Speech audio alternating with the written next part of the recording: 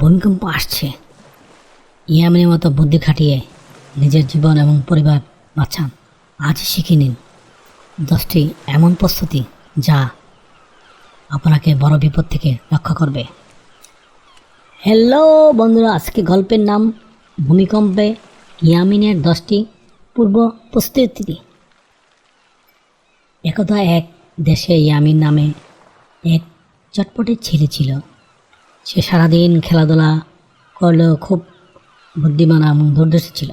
তার বাড়িটি ছিল একটি সবুজ পাহাড়ের কাছে, আর প্রায় ছোট ছোট কম্পন অনুভূত হতো। ইয়ামিনের দাদু তাকে ছোটোবেলা থেকে ভূমিকম্পের ভয়াবহতা আর প্রস্তুতি নিয়ে অনেক গল্প বলতেন। একদিন ইয়ামিন তার বন্ধুদের সাথে মাঠে খেলছিল। হঠাৎ তার দাদু এসে বললেন, ইয়ামিন, মনে হচ্ছে একটা বড় ভূমিকম্প আসছে। বিজ্ঞানীরা পূর্বাভাস দিয়েছিলেন। ইয়ামিন একটু না ঘাবড়িয়ে দাদুর দিকে তাকালো। সে জানতো যে প্রস্তুতি থাকলে বড় বিপদও ছোট হয়ে যায়। ইয়ামিন দৌড়ে বাড়িতে গিয়ে প্রথমেই শুরু করলো তার প্রস্তুতির পালা। প্রস্তুতি নাম্বার 1, জরুরি কিট তৈরি করা। প্রথমে আমাদের জরুরি কিট রেডি করতে হবে। ইয়ামিন বলল। সে একটা বড় ব্যাগে নিয়ে টর্চলাইট, কিছু বিস্কিট, পানির বোতল, ফার্স্ট এইড বক্স আর একটি ছোট্ট বাঁশি ভরে রাখল। মা তাকে অবাক হয়ে দেখছিল। ছোট্ট ইয়ামিন কত সচেতন। প্রস্তুতি নাম্বার 2, নিরাপদ আশ্রয়স্থান। এরপর থেকে ইয়ামিন ঘরের কোনো একটু মজবুত টেবিল দেখিয়ে বলল, ভূমিকম্পে শুরু হলে আমরা একটি টেবিল নিচে আশ্রয় নেব আর ভূমিকম্প শেষ না পর্যন্ত শক্ত করে ধরে রাখব। প্রস্তুতি নাম্বার 3, ভারী আসবাবপত্র, নিরাপদ স্থান।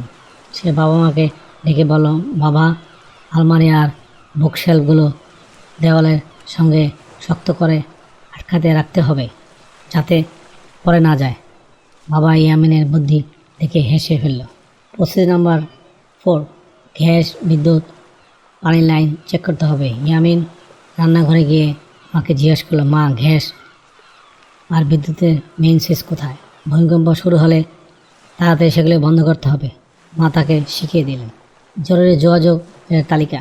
প্রস্তুতি নাম্বার 5, ইয়ামিন একটা কাগজে ফায়ার সার্ভিস, হাসপাতাল আর আত্মীয়দের ফোন নম্বর লিখে ফ্রিজের গায়ে সেটে দিল, যাতে বিপদের সময় সহজে যোগাযোগ করা যায়। সে বলল। প্রস্তুতি number 6, drop cover, hold on মরা। সে তার বোন মিনাকে ডেকে বলল, মিনা, চল আমরা ভূমিকম্প এলে কীভাবে নিজেকে বাঁচাবো তার একটা মহড়া দিই। তারা দুজনেই মেঝেতে বসে টেবিল নিচে গিয়ে মাথা ঢেকে এবং টেবিলের পায়ে ধরে অনুসরণ করলো এবং দাদু খুশি হলেন। বাহ ইয়ামিন, খুব সুন্দর। এবং দাদু হলো পাশাপাশি যাদের বাড়িতে হালকা আসবাবপত্র আছে তাদের জন্য বাড়ির ভীম বা কলমের পাশে দাঁড়িয়ে থাকাও সবচেয়ে নিরাপদ। প্রস্তুতি নাম্বার 7, ঝুঁকিপূর্ণ স্থান থেকে দূরে থাকা। ইয়ামিন ঘরের ভিতরে কাছের জানলাগুলো দেখিয়ে বলল, কম্পনের সময় এগুলোর কাছে যাওয়া যাবে না, ভেঙে পড়তে পারে। প্রস্তুতি নাম্বার 8, নিরাপদ স্থানে কাছে জিনিসপত্র। মায়ের কাছে গিয়ে সে বলল, মা, কাছের প্লেট আর গ্লাসগুলো নিচে তাকে রাখুন।